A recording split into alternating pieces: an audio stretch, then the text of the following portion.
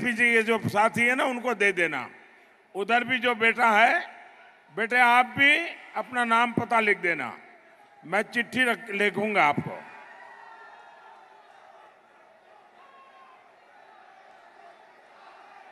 भारत माता की, भारत माता की। आपका उत्साह बता रहा है कि जमशेदपुर में 4 जून को क्या परिणाम आने वाला है। साथियों, मैं बहुत सालों तक भारतीय जनता पार्टी के संगठन का काम करता था और कोई मुझे कहे कि चुनावी रैली है सुबह 10-11 बजे रख लो, तो मैं हाथ जोड़ के कहता था नहीं जी 11 बजे कौन आएगा, ऐसा करो 1 बजे 2 बजे रख लो। मैं जानता हूं 10-11 बजे इतनी बड़ी रैली करना लोहे के चने चबाने वाला काम होता है, लेकिन आज सुबह सुबह जमशेदपुर में इतनी बड़ी जनमेदिनी, ये अपने आप में जन जागृति का एक नया पर्व मैं देख रहा हूं। मैं आपका बहुत बहुत आभारी हूं।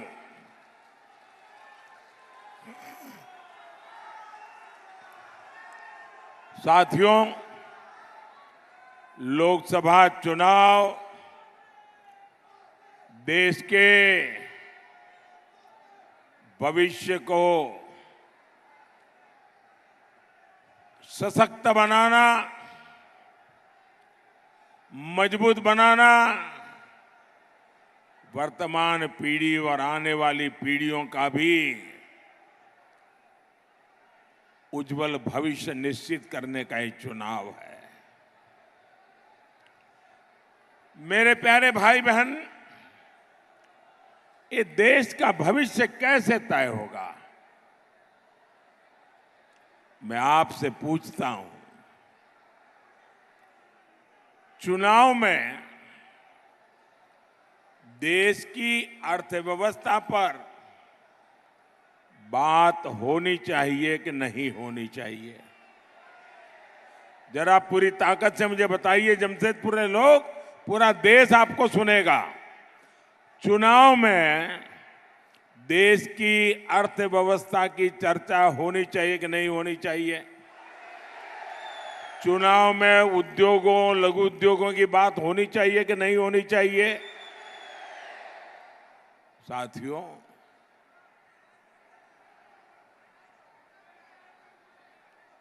चुनाव में राष्ट्रीय सुरक्षा की बात होनी चाहिए कि नहीं होनी चाहिए?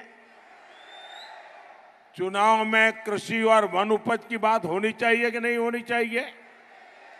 चुनाव में युवाओं के लिए बनते नए अवसरों की बात होनी चाहिए या नहीं होनी चाहिए? चुनाव में हाईवेज, एक्सप्रेसवेज और इंफ्रास्ट्रक्चर पर बात होनी चाहिए कि नहीं होनी चाहिए?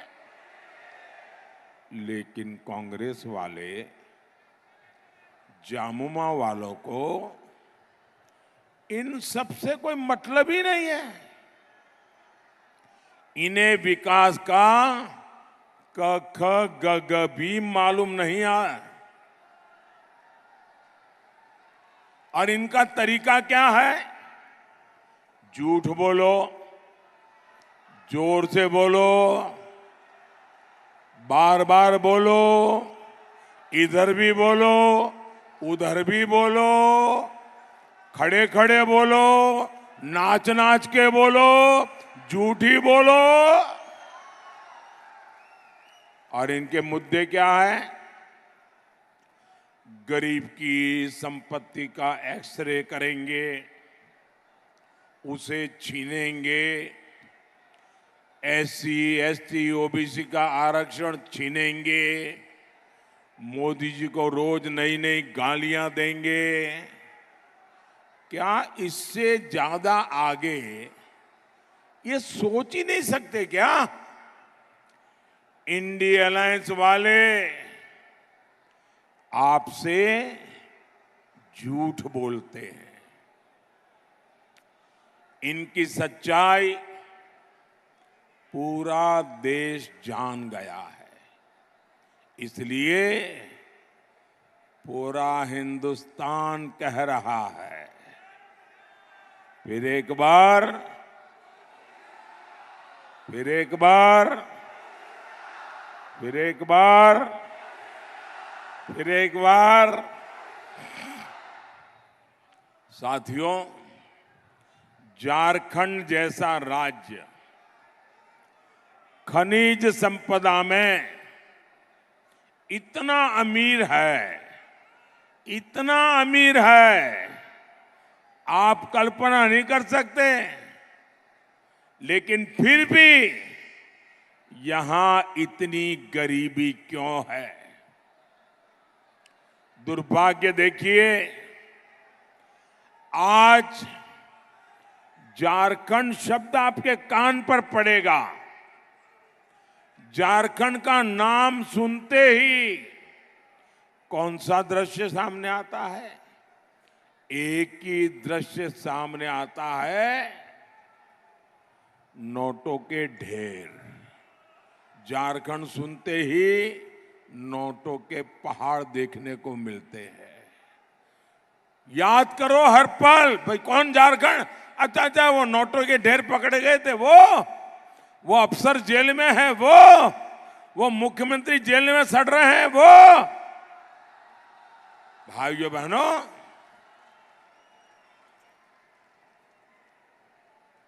सामान्य मानवी को गरीब रखकर कांग्रेस और झामुमो वालों ने अपने घरों में काली कमाई का अंबर लगा रखा है।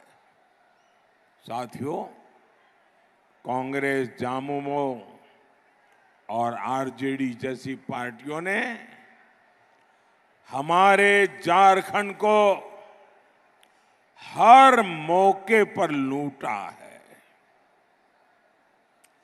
और कांग्रेस भ्रष्टाचार की जननी है। कांग्रेस ने 2G घोटाला किया, कोयला घोटाला किया, अनगिनत घोटालों में कांग्रेस ने लूट के रिकॉर्ड बनाए। आप आरजेडी को देखिए, नौकरी के बदले गरीब से, जो बेचारा 2 टाइम की रोटी के लिए नौकरी तलाशता था, ऐसे गरीब की जमीन लिखवा ली, गरीब से जमीन छीन भी ली और बदला में नौकरी का वादा किया। झामुमो ने यही गुण, वही आदतें, वही चरित्र कांग्रेस से और आरजेडी से सीखा है। झामुमो ने झारखंड में जमीन घोटाला किया और इन लोगों ने किसकी जमीनें हड़पी? हमारे गरीब आदिवासियों की जमीनें हड़पी। सेना की जमीन तक हड़पने की कोशिश की। सेना की जमीन हड़पना मतलब चोरी करने की आदत कितनी भयंकर होगी, इसका ये उदाहरण है। मैं आपसे पूछता हूं, इनके घरों से जो नोटों के पहाड़ बरामद हुए हैं, वो पैसे किसके हैं? वो पैसे किसके हैं? वो पैसे किसके हैं? वो पैसे किसके हैं? आपका है कि नहीं है? इसके मालिक आप है कि नहीं है? ये आपके बच्चों का हक का पैसा है कि नहीं है? ये आपका पैसा है। भोले भाले मेरे आदिवासी भाई बहनों का पैसा है, दलितों का, पिछड़ा का पैसा है, जो इन लोगों ने लूटा है। आप मुझे बताइए, क्या ये लोग अपनी इस काली कमाई में से एक भी रुपया आपके बच्चों को देते क्या? और ये लूट करते हैं ना, तो क्या कहते हैं, अरे भाई अरबों खरबों लूट लेंगे और वकील को क्या है, अरे जो चाहिए दे देंगे, अदालत से निकल जाएंगे और फिर तो मौज ही मौज है। यानी वकील के लिए भी आपका चोरी का पैसा, ये खेल है इनका। लेकिन मोदी इन बेईमानों के ठिकानों से पैसा बरामद करवा रहा है।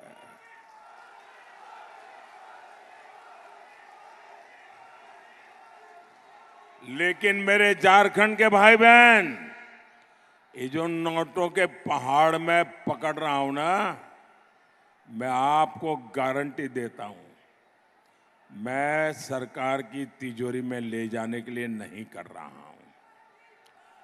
मैं ये खोजूंगा ये पैसे किसके थे, उसको उनको क्यों देना पड़ा, कैसे दिया था, और अगर ये पक्का हो जाएगा हाँ इन्हीं के पैसे हैं, ये सारे पहाड़ के रुपये है ना, मैं उन सब गरीबों को लौटा दूंगा। ये पैसा आपका है। मोदी इसके लिए कानूनी सलाह ले रहा है, मैं रास्ते खोज रहा हूं कि जो गरीब का पैसा है, जिसके हक का पैसा गया है, वो पैसा उसको वापस कैसे मिले। साथियों, पूरी दुनिया जानती है कि देश की प्रगति के लिए उद्योग जरूरी है। जमशेदपुर का तो नाम ही जमशेदजी टाटा के नाम पर है, लेकिन कांग्रेस पार्टी उद्यम करने वालों को देश का दुश्मन मानती है। उसके नेता खुलेआम कहते हैं, जो कारोबारी हमें पैसा नहीं देते, हम उन पर हमला करते हैं।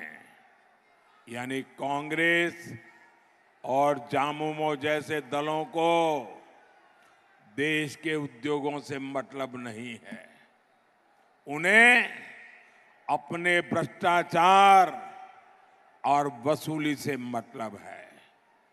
भाइयों बहनों, मैं आज एक गंभीर विषय को स्पर्श करना चाहता हूं, क्योंकि मैं आज उद्योग की धरती पर खड़ा हूं और मेरे आदिवासी भाई बहनों के बीच खड़ा हूं। मैं जरा कांग्रेस को, उनके साथियों को, जहां जहां उनकी सरकारें हैं, चाहे तमिलनाडु में हो, केरल में हो, कर्नाटका में हो, तेलंगाना में हो, पश्चिम बंगाल में हो, हिमाचल में हो, मैं उन मुख्यमंत्रियों को चुनौती देता हूं, और जरा समझ ले मेरी चुनौती को। ये मेरा पॉलिटिकल स्टेटमेंट नहीं है, ये मेरा चुनावी स्टेटमेंट नहीं है। मैं बड़ी गंभीरता से एक विषय को छेड़ना चाहता हूं, और जो मीडिया वाले अपने आप को बड़ा खैरखा मानते हैं, अपने आप को न्यूट्रल मानते हैं, वो जरा इनके मुख्यमंत्रियों को जाकर के सवाल पूछे। ये उनके शहजादे आए दिन उद्योगों का विरोध करते हैं, उद्योगपतियों का विरोध करते हैं, निवेश का विरोध करते हैं। आने वाले दिनों में कौन उद्योगपति उनके राज्य में जाकर के पूंजी निवेश करेगा? उन राज्यों के नौजवानों का क्या होगा? ये महाराष्ट्र में जो लोग चुनाव लड़ने के लिए हमारे सामने हैं, क्या वे शहजादे की इस भाषा को मान्य करते हैं क्या?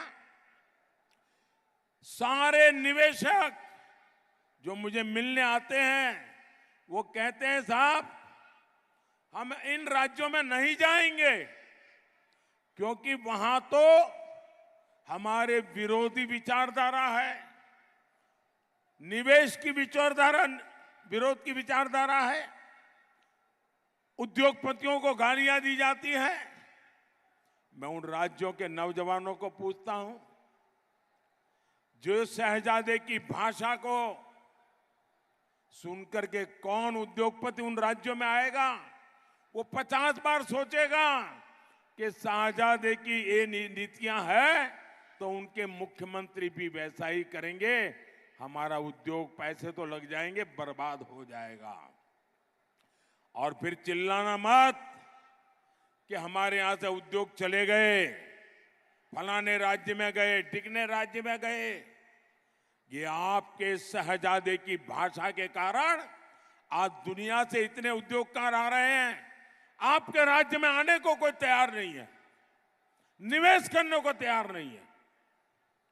और मुझे, मेरे लिए हिंदुस्तान के किसी भी कोने का नौजवान वो मेरा अपना है। मैं उसके अधिकारों को कोई छीन ले, ये मुझे स्वीकार्य नहीं है। और इसलिए कांग्रेस के, इंडिया अलायंस के, टीएमसी के ये जितने मुख्यमंत्री हैं वो स्पष्ट करे, ये जो शहजादे की भाषा है, उद्योगकारों के खिलाफ जो बोला जा रहा है, उद्योगों के खिलाफ बोला जा रहा है, निवेश के खिलाफ बोला जा रहा है, देश के नौजवानों की जिंदगी तबाह करने की भाषा बोली जा रही है। क्या ये सारे मुख्यमंत्री उससे सहमत है कि विरोध में है? कोई निवेशक उनके यहां नहीं आएगा और फिर दूसरे राज्यों में चले जाएंगे और आप रोते बैठोगे और आपके राज्य के नौजवानों को पलायन करके उन राज्यों में जाना पड़ेगा जहां उद्योग लग रहे हैं। भाइयों बहनों, ये कांग्रेस की भाषा, ये शहजादे की भाषा पूरी तरह नक्सली भाषा है, माओवादी भाषा है।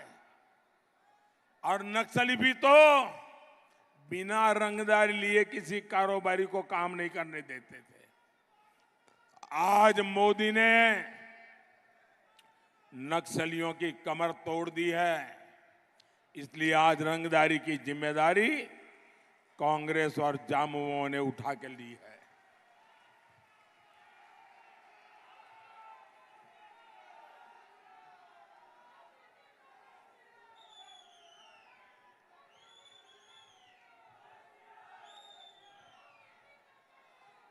आप मुझे बताइए, ये नए नए तरीके से रंगदारी करना, नए नए तरीके से लूट चलाना, नोटों के पहाड़ इकट्ठा करना, ऐसे कांग्रेस जामुमों को एक भी वोट मिलना चाहिए क्या? जरा पूरी ताकत से इन लोगों को एक भी वोट मिलना चाहिए क्या? हर बूथ में से इनका सफाया होना चाहिए कि नहीं होना चाहिए? साथियों, कांग्रेस जैसे दलों ने कभी भी आपकी परवाह नहीं की। इन लोगों ने 60 साल तक गरीबी हटाओ का झूठा नारा दिया। ये मोदी है जो गरीब मां का बेटा है। गरीबी का दर्द क्या होता है वो जो जानता है, जी करके आया है। और इसलिए मैं 10 साल से लगा हूं और अब तक 25 करोड़ गरीबों को गरीबी से बाहर निकाल करके लाया हूं। कांग्रेस ने गरीबों को बैंकों में दरवाजे तक नहीं जाने दिया। मोदी ने 52 करोड़ देशवासियों के जनधन खाते खोले, बैंक के दरवाजे खोल दिए। हमारे देश में करोड़ों गरीबों को सर पर छत भी नसीब नहीं थी, मोदी ने 4 करोड़ गरीबों को पक्का घर बना करके दिया है। दोस्तों, 4 करोड़ पक्का घर आजादी के इतिहास की बहुत बड़ी घटना है जी। कांग्रेस सरकार में देश के 18,000 गांव 18वीं शताब्दी में जीते थे, बिजली नहीं थी भाइयों। देश के हर गांव तक बिजली पहुंचाने का काम ये आपके गरीब मां के बेटे ने किया है। कांग्रेस ने देश के करोड़ों घरों को साफ पानी से भी वंचित रखा। ये मोदी है जो हर घर नल से जल पहुंचाने में जुटा है। साथियों, कांग्रेस झामुमो आरजेडी के शासन में जमशेदपुर जैसे शहरों की दशकों तक उपेक्षा हुई। कुछ समय पहले तक रांची से जमशेदपुर पहुंचने में 6 घंटे लगते थे। हमने रोड इंफ्रास्ट्रक्चर पर काम किया। आज ये सफर आधे से भी कम समय में पूरा हो जाता है। हमने नेशनल हाईवे 33 को 4 लेन करवाया है।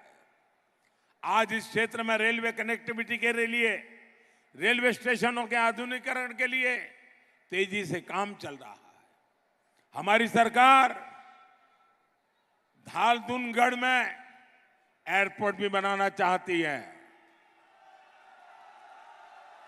लेकिन ये झारखंड सरकार इसमें भी रोड़े अटका रही है।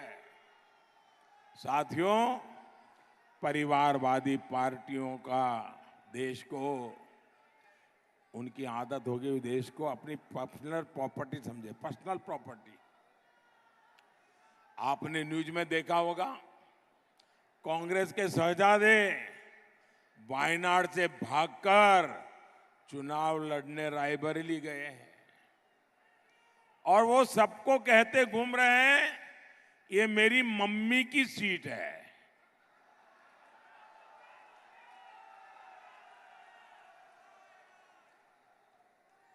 अरे, कोई बच्चा स्कूल में पढ़ने जाता है ना, तो भी ये नहीं कहता है कि मेरे पापा की स्कूल है, भले वो पापा वहां पढ़े हो। ये कहते हैं मेरी मम्मी की सीट है। 8 साल का बच्चा भी ऐसा नहीं बोलता है जी। उनकी माता जी भी वहां गई प्रचार करने के लिए और रायबरेली में जाके कहा कि वो अपना बेटा उनको सौंप रहे हैं। रायबरेली में उनको 50-50 साल से इस परिवार की सेवा करने वाला एक भी कार्यकर्ता नहीं मिला जिनको वो रायबरेली में पसंद करना चाहते हो। ये प्रॉपर्टी का भाव। और भाइयों बहनों, रायबरेली वाले पूछते हैं कि बेटे को रायबरेली देने आई हो, लेकिन रायबरेली में जब कोविड के कारण लोग परेशान थे, क्या आपको एक बार रायबरेली आने का मौका नहीं मिला क्या? क्या आपने रायबरेली में आकर के कोविड के समय भी क्या एक बार भी पूछा है कि आपका हाल क्या है? और आज कह रही हो कि आप अपने बेटे को रायबरेली सुपुर्द कर दो। आप कल्पना करिए, हमारे लोकतंत्र का मंदिर, हमारी सांसद, ये परिवारवादी लोग संसदीय सीटों का वसीयतनामा लिख रहे हैं। भाइयों बहनों, ये वही लोग हैं जो आपकी विरासत पर टैक्स लगाने की बात करते हैं। यानी जीवन भर कमाएंगे आप, लेकिन आपकी कमाई आपके बच्चों को नहीं मिलेगी। उसे हड़पेगी कांग्रेस, लेकिन संसद की सीट